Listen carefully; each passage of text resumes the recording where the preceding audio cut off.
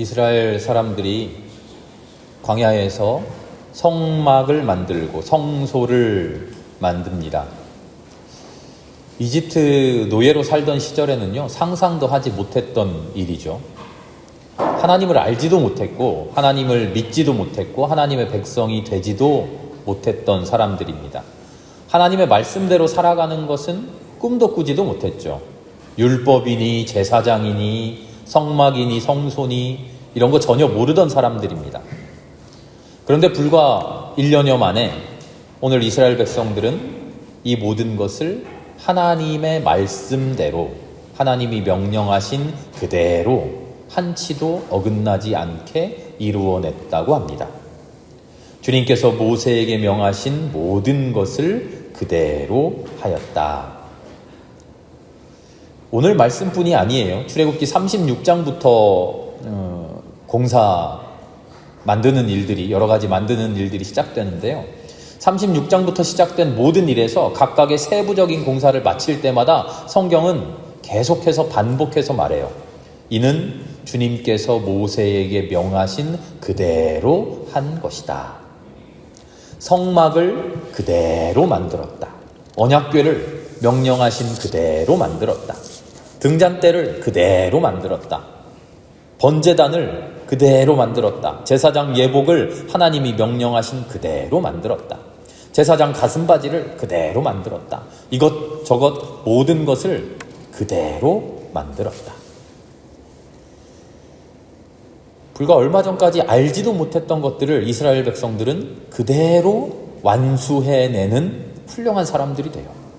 하나님의 명령을 처음 들었을 때 막막해 보이기만 했을 거예요. 그런데 그 모든 것들이 지금 이 순간 하나님이 명령하셨던 그대로 이루어졌다는 거예요. 명령하신 그대로 다 해냈다는 거예요.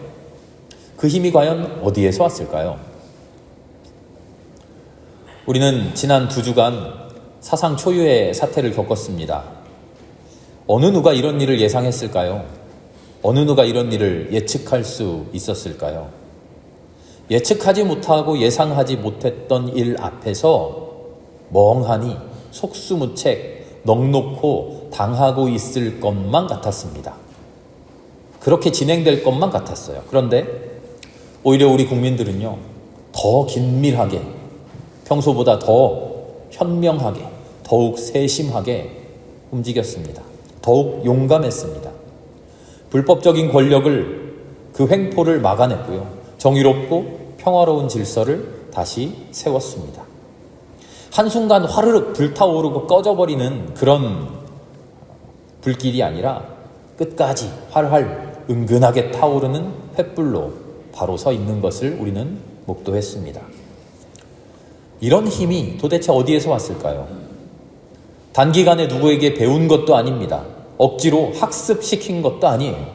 오랜 기간 역사를 통해 모든 민족들이, 모든 백성들이 자연스럽게 성장하고 성숙해 있었던 것이죠. 억지로 내리 누른다고 그저 복종하는 그런 사람들이 이미 아니었던 거죠. 그 안에는, 그 역사 속에는 하나님의 섭리가 인도해 오셨던 것을 우리는 고백합니다. 이스라엘 백성이 오늘 그런 모습을 보여줍니다. 이 사람들이 이집트에서 부르짖었을 때 하나님을 알았을까요? 아니요, 전혀 하나님을 몰랐어요. 아브라함의 하나님, 이삭의 하나님, 야곱의 하나님, 조상들의 신들을 알고는 있었지만 우리를 구원해 주시는 야훼 하나님을 마음 깊은 곳에서부터 신앙하고 믿고 신뢰하지는 못했어요. 하나님의 구원 역사를 알고 이해하고 깨닫고 간절히 소망하는 그런 사람들 아니었어요. 그저 힘들다고 세상살이를 한탄하는 사람들이었어요. 탄원하기에 바쁜 사람들이었죠. 모세와 아론이 하나님의 말씀을 가지고 이들에게 앞에 나타났을 때도 마찬가지였어요. 그런데 그 신 이름이 뭐예요? 이렇게 어리석은 질문을 할 정도로 하나님에 대해서, 구원 역사에 대해서 아무것도 모르던 사람들이죠. 광야로 나왔을 때는 어땠습니까? 출애굽해서 광야로 나왔을 때도 어리석은 백성들에 불과했어요. 홍해가 갈라지는 것을 목도했어도, 아말렉이 하나님 앞에 속수무책 무너지는 것을 보고도, 만나와 외출하기로 기적 같은 식사를 매일매일 하면서도 하나님을 신뢰하지 못했죠. 하나님의 구원 역사가 뭔지 전혀 몰랐죠. 시내산에 올라간 모세를 40일 기다리는 것이 좀 쑤시고 힘들어서 금송아지를 만들고 이게 우리의 신이다 절하던 그런 사람들이었어요. 진노하신 하나님께 싸그리 심판받아 마땅한 백성이었죠. 그런데 참으로 하나님의 역사가 오묘한 것은요, 이런 백성들인데 불구하고 백성들의 발걸음에 한 걸음도 잘난 게 제대로 된 게 없었음에도 불구하고 이 어리석은 시간 속에서 하나님의 섭리가, 하나님의 교육이, 하나님의 인도하심이 차근차근 쌓여져 왔다는 거예요. 하나님의 사랑이, 하나님의 구원이 이 어리석은 백성들을 근본에서부터 완전히 바꾸어 놓는 그 변혁이 이루어지고 있었던 거예요.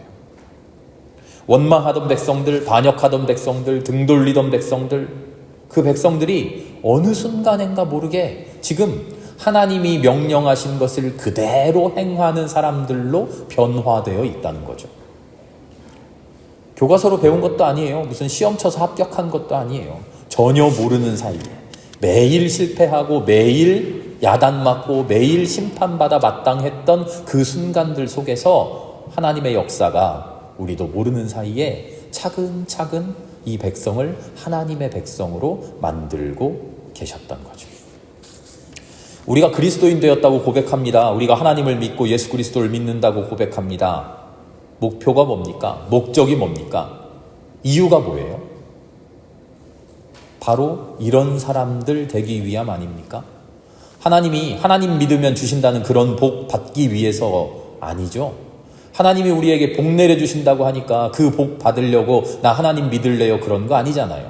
우리의 진짜 목표, 그것은 우리는 하나님 앞에 어리석고 우리는 언제까지나 부족한 백성들이지만 하나님이 우리를 붙들고 하나님이 우리를 인도해 주실 때 우리도 나도 모르는 사이에 이런 백성들, 이런 사람들로 변화되어 있기를 바라는 그 소망 때문이죠. 그래서 우리는요, 하나님께서 우리에게 명하시는 것이 무엇인지를 알기 위해서 먼저 그것을 알기 위해 노력해야 돼요. 그래야 그대로 순종하겠죠. 모세를 통해 명하신 그대로 백성들이 다 이루었다 하는데 모세를 통하여 하나님 우리에게 명해 주시는 것이 무엇인지를 알아야 되잖아요. 그것 뭐를 명하시는지도 모르면서 하나님 말씀대로 하겠다. 이거는 어불성설이죠. 하나님의 알기를 힘써야 됩니다. 하나님 배우기를 힘써야 돼요. 하나님의 뜻이 무엇인지를 이해하고 깨닫기를 소망해야 돼요. 이미 알고 있는 것 말고요. 이미 깨우친 진리 말고요. 이미 들었던 말씀 말고요. 이미 알고 있는 것, 그럼 그게 잘못됐다는 것입니까? 이미 들어 깨우친 것, 그게 잘못 이해했다는 것입니까? 아니요. 그런 이야기가 아닙니다. 그리스도인들이 언제 어리석어지는지 아세요? 그리스도인들이 어리석어지는 지점이 있어요. 이미 알고 있는 것을 줄기차게 붙들고 있을 때 어리석어집니다. 이미 알고 있는 것만, 이것만이 진리야 라고 우길 때, 그때 어리석은 신앙인이 돼요. 하나님의 진리는요, 한번 깨우치면 끝나는 그런 지식이 아니에요. 끊임없이 신앙을 반성하고 끊임없이 신앙을 성장시켜 가야 되는 그런 깨우침이에요. 어제 우리에게 진리였던 것이요, 오늘 불의가 되어서 우리의 발목을 잡기도 해요. 그래서 우리는 끊임없이 주님 앞에 주님 이게 옳습니까? 우리의 행위가, 우리의 행동이, 우리의 생각이, 우리의 사상이, 우리의 판단이 하나님 앞에 아름답습니까? 끊임없이 물어야 돼요. 한번 알게 된 것 가지고서 나 한번 깨달았어. 그것 가지고 눈 감고 귀를 틀어막고서 몰라 이게 진리야. 그렇게 우겨서는 안 돼요. 그럴 때 우리는 참으로 못난 그리스도인이 돼요. 아는 건 많은데 신앙생활 참 열심히 하는데 신앙 좋다고 칭찬받았는데 오히려 하나님을 막아서는 그런 사람이 되어버려요. 왜요? 하나님은 우리에게 진리를 가르쳐 주시는데요, 그때마다 우리에게 필요한 진리를 가르쳐 주셔요. 그것이 우리의 상황이 변하고 우리의 삶이 변하면 그 말씀 그대로, 문자 그대로 붙들고 있는다고 진리로 남아있지 않아요. 하나님은 그 문자 뒤에 있는, 우리의 표현 뒤에 있는, 말 뒤에 있는 진리로서 우리를 만나주시기 때문이죠. 지난 10월 27일에 광화문 광장에 100만 명 모으겠다고 그렇게 난리를 치던 그 교회들이 탄핵의 광장에는 코빼기도 보이지 않아요. 그 사람들 다 어디 갔습니까? 하나님을 붙들고 하나님의 정의를, 하나님의 진리를 외치던 그 사람들, 그 거룩한 물결 어쩌고 하던 그 사람들 다 어디로 갔을까요? 교계 지도자들이 교회가 나서야 한다고, 교회가 거룩한 일에 앞장서야 된다고 말하던 그 사람들이 도대체 다 어디 갔을까요? 12월 3일 비상계엄의 그 엄중한 사태 앞에서 아무런 말도 아직까지 한마디도 하지 않아요. 나름의 정치적인 입장이 있겠죠. 평화나무라고 하는 우리 기독교 언론이 있어요. 우리 기독교 장로회 소속인데요. 그 모든 소위 지도자 되시는 목사님들한테 개별적으로 다 질의서를 보냈어요.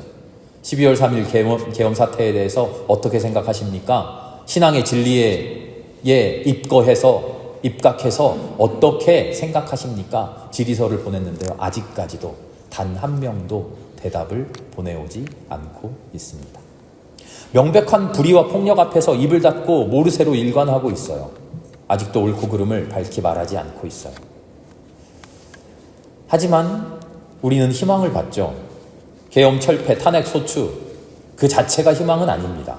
진짜 희망은요, 우리 국민들이, 모든 백성들이 그 마음의 중심이 고된 삶으로 말라 비틀어져서 아무 힘도 없는 것만 같았던 우리 모두가 진리와 정의의 그 생수로 실은 우리의 삶이 가득가득 차 있었던 것을 우리는 발견했어요. 매일매일의 삶이 힘들어서 희망이 없다, 청년들이 앞날 없는 그런 삶을 살아간다, 우리는 그렇게 한탄하고 있었는데요. 뚜껑을 열어보니까 아니요, 우리 청년들의 마음 깊은 곳에, 우리들 모두의 그 영 깊은 곳에 진리의 생수가 가득가득 차 있었던 것을 우리는 발견했죠. 철없고 생각 없고 미래도 소망도 없을 것만 같다고 우리가 한탄하던 그 젊은이들이요, 아니요, 그들의 가슴에 진짜 정의가 가득 차 있고 참된 세상에 대한 소망으로 가득 차 있는 것을 우리는 발견했습니다. 우리는 모르는 사이에 하나님의 은혜의 손길로 아름다운 백성들로, 훌륭한 청년들로 성장해 있는 것을 우리는 발견했죠. 그 모든 이들에게, 우리 모두에게 하나님의 섭리가 함께 하셨던 것이라고 우리는 그렇게 고백합니다. 그래서 앞으로도 여러 가지 어려움과 힘든 일이 물론 역시 있겠지만 우리나라의 미래가 참으로 밝을 것이라고 우리는 소망해 봅니다. 자, 그런데 이스라엘 백성들의 앞으로의 여정 어떨까요? 지금 하나님께서 모세를 통해 명하신 모든 것을 그대로, 말씀하신 그대로 해낸 백성들, 이 대단한 백성들, 이 훌륭한 백성들의 앞으로의 발걸음이 어떨까요? 우리는 성경을 읽어서 이미 알고 있습니다만 지금 이 상황을만 놓고 보자면 얼마나 아름답게 살아가겠어요? 얼마나 훌륭하게 살아가겠어요? 하나님의 말씀을 한치의 오차도 없이 그대로 해낸 사람들인데요. 그런데 어쩌죠? 앞으로의 40년 광야 생활이 어떻습니까? 훌륭하고 모범적이고 그럴듯합니까? 아니잖아요.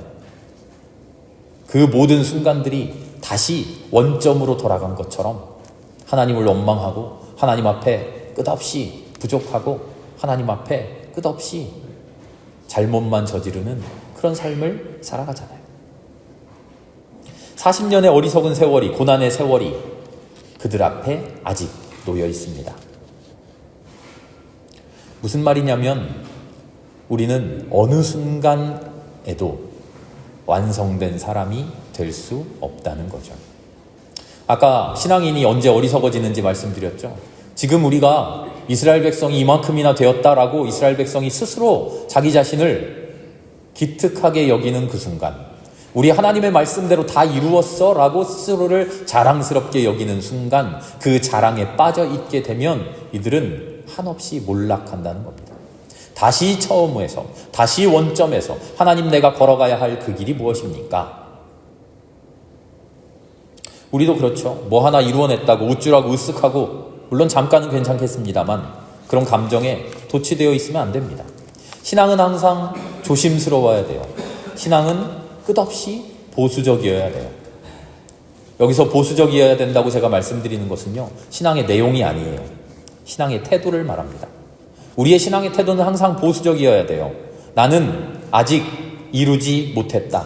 나는 아직 갈 길이 멀다. 나는 아직 배워야 할 것이 많다. 나는 아직 하나님 앞에 어린 아이일 뿐이다. 주님 앞에 달려가야 할 길이 멀다. 그 길에 쏟아 넣어야 할 내 열정이 아직도 부족하다. 이런 고백으로 살아야 되죠.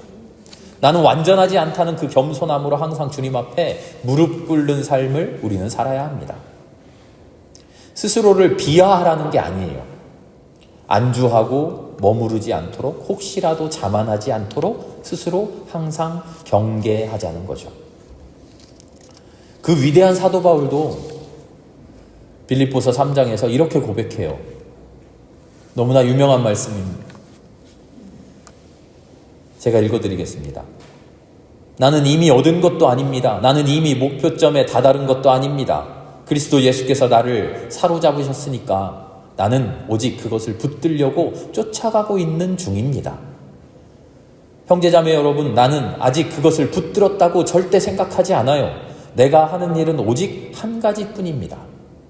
지금까지 이루어왔던 것, 뒤에 있는 것, 그 모든 것은 다 잊어버리고 앞으로 해야 할 것, 앞에 있는 것을 향하여 몸을 내밀며 그리스도 예수 안에서 하나님께서 불러주신 그 부름의 상을 받으려고 목표점을 향하여 달려가고 있습니다. 우리도 이런 신앙의 자세를 가져야 됩니다. 그렇게 주님 앞에 붙들려 있을 때, 주님 곁으로 나아갈 때 어느샌가 우리는 훌륭한 하나님의 사람들이 되어 있을 줄 압니다. 엄중한 역사 앞에 당당히 바로 서는 그리스도인들이 되어 있을 줄로 믿습니다. 엄청난 일을 해내는, 하나님 보시기에 그래 바로 그 일이지, 내가 원하던 것이 그것이야 라고 하나님 기뻐하시는 그 모든 일을 아름답게 해내는 그리스도인들이 우리가 되어 있을 줄로 믿습니다. 우리가 대림절을 보내고 있습니다. 대림절을 예수님을 기다리는데요, 우리가 기다리는 예수님은 어떤 예수님일까요? 그리스도인 예수님이죠. 그리스도 예수님을 기다립니다. 그런데요, 완성된 그리스도로서 완전하신 예수님을 기다리는 게 아니라 우리는요, 아기 예수를 기다려요. 왜 그럴까요? 우리가 기다리는 것은 아기 예수입니까? 우리가 궁극적으로 기다리는 것은 아기 예수입니까? 십자가 위에 우리를 구원하신 그리스도이신 예수입니까? 그리스도이신 예수잖아요. 그런데 이 대림절 기간 동안 왜 우리는 아기 예수를 기다리느냐 이 말이에요.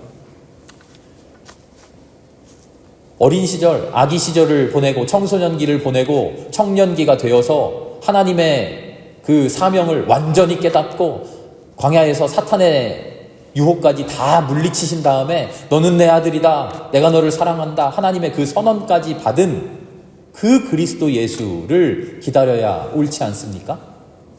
그런데 왜 우리는 대림절 기간 동안 아기 예수를 기다리나요? 이상하지 않으세요? 전 이번 대림절에 왜 아기 예수를 기다릴까? 그것을 깊이 묵상하는 중입니다. 주님은 우리에게 완성된 구원을 주시지 않으십니다. 항상 가능성으로 우리에게 함께 하십니다. 그 가능성을 우리가 붙들고 그 가능성을 현실로 만들어내는 일을 우리가 하도록 기다리시죠. 그래서 우리는 아기 예수를 기다리는 것 아닐까요? 우리에게 오신 아기가 아름답게 커나가고 아름답게 자라나고 아름답게 성장해서 그리스도로서 완전해지기를 바라는 마음, 우리가 그것을 기다리고 있는 것 아닐까요? 그 성장과 성숙이 우리에게도 임하기를 고대하고 있는 것 아닐까요? 우리는 아무것도 않고 가만히 있으면서 이미 완성된 구원이 나에게 오기를 기다리는 그런 기다림이 아니라 가능성으로서, 하나님의 은혜의 가능성으로서 우리에게 임해서 그 성장과 더불어 우리도 함께 완전해지기를 그렇게 고대하고 소망하고 결단하고 있는 것 아닐까요?